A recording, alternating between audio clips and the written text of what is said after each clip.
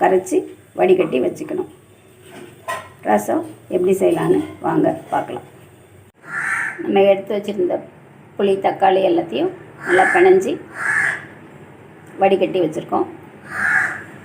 இந்த ரசத்துக்கு தேவையான பொருட்கள்: ஒரு 2 ஸ்பூன் கொத்தமல்லி, 1 ஸ்பூன் மிளகு, 1.5 ஸ்பூன் சீரகம், ஒரு 7 வெள்ளைப்பூடு, கொஞ்சம் கொத்தமல்லி, கருவேப்பிலை, தாளிக்கிறதுக்கு மிளகாய் வத்தல், வெந்தயம், கொஞ்சம் பெருங்காயம். இதெல்லாம் மிக்சியில் போட்டு லேசாக ஒரு அடி அடிச்சுட்டு ரசம் தாளிக்கும் போது பார்ப்போம். நம்ம கரைச்சி வச்சுருக்கிற ரசத்தில் நம்ம எடுத்து வச்சுருந்த மல்லி, மிளகு, ஜீரகம் எல்லாத்தையும் போட்டுக்கலாம். அடுப்பில் ஒரு பாத்திரத்தை வச்சு 2 ஸ்பூன் எண்ணெய் ஊற்றிருக்கேன். கொஞ்சம் வெந்தயம் சேர்த்துக்கலாம்.